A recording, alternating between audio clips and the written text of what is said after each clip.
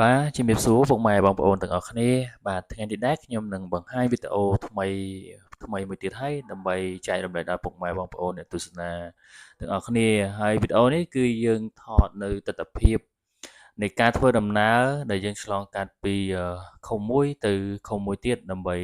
ទៅបន្តការងាររបស់ខ្ញុំប៉ុន្តែខ្ញុំចង់ធ្វើវីដេអូចែករំលែកដល់ពុកម៉ែបងប្អូនឲ្យបានទស្សនាទាំងអស់គ្នាហើយវីដេអូហ្នឹងគឺយើង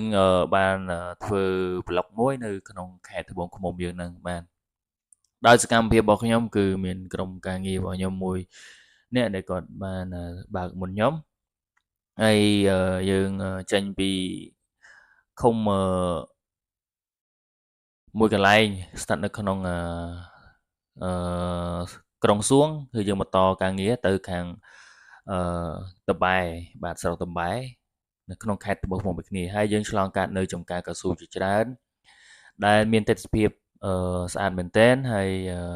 ណាមួយផ្លូវដែលយើងជិះហ្នឹងគឺក៏វាស្អាតដែរដោយគេបានអភិវឌ្ឍល្អមែនទែនហើយយើងក៏បន្តដំណើររហូតទៅដល់ផ្លូវបំបែកមួយដែលយើងឆ្លងកាត់នៅខេត្តត្បូងឃ្មុំយើងផ្ទាល់តែម្ដងបាទ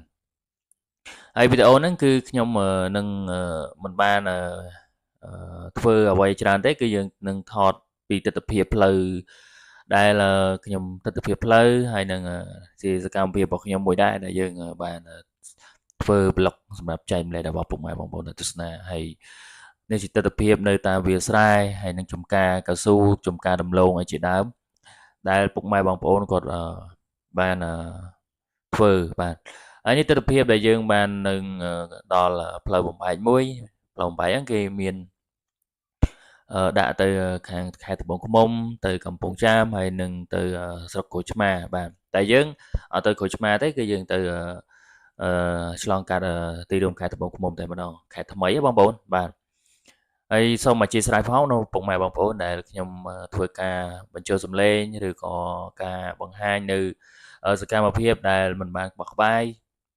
ប៉ុន្តែខ្ញុំសង្ឃឹមថាពុកម៉ែបងប្អូននឹងចូលចិត្តនៅតាមដានវីដេអូរបស់ខ្ញុំ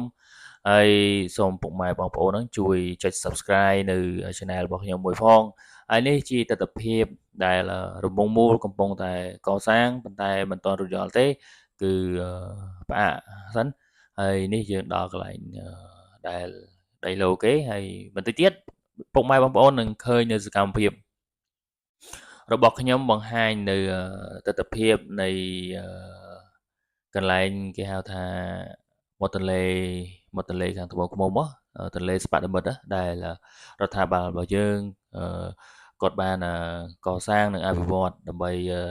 សម្រាប់ពុកម៉ែបងប្អូនទៅទស្សនាហើយនេះជាទន្លេស្ប៉ាតមិត្តដែលរាជរដ្ឋាភិបាលកំពុងតែបានកសាងហើយជាសមិទ្ធផលមួយដែរដែលយើងបានខេត្តថ្មីមួយទៀតហើយខេត្តថ្មីគឺជាខេត្តដ៏ស្រស់ស្អាតមែនទែនប៉ុន្តែសូមអធិស្ឋានបងប្អូនដែលខ្ញុំមិនបានថតនៅទស្សនវិជ្ជានៅខាងមុខទីរួមខេត្តត្បូងឃ្មុំផ្ទាល់តែម្ដងដោយសារខ្ញុំបញ្ញាប់ទៅធ្វើការពេកហើយយើងបានតែថតនៅសកម្មភាពខាងក្រៅទេហើយទីនោះគឺជាទីរួមខេត្តត្បូងឃ្មុំតែម្ដងនោះខេត្តថ្មីសាលាខេត្តហើយប៉ុន្តែខ្ញុំមិនបានចូលទៅក្នុងហ្នឹងទេគឺយើងជិះវៀងដោយសារតែផ្លូវរបស់យើងគឺយើងត្រូវតែវៀងយើងអត់បានឆ្លងកាត់តាមហ្នឹងទេបាទហើយជាចុងក្រោយខ្ញុំមានតែពាក្យអរគុណនិងអរគុណដល់ពុកម៉ែបងប្អូនតែងតែគាំទ្រនៅវីដេអូរបស់ខ្ញុំជាបន្តបន្ទាប់ហើយ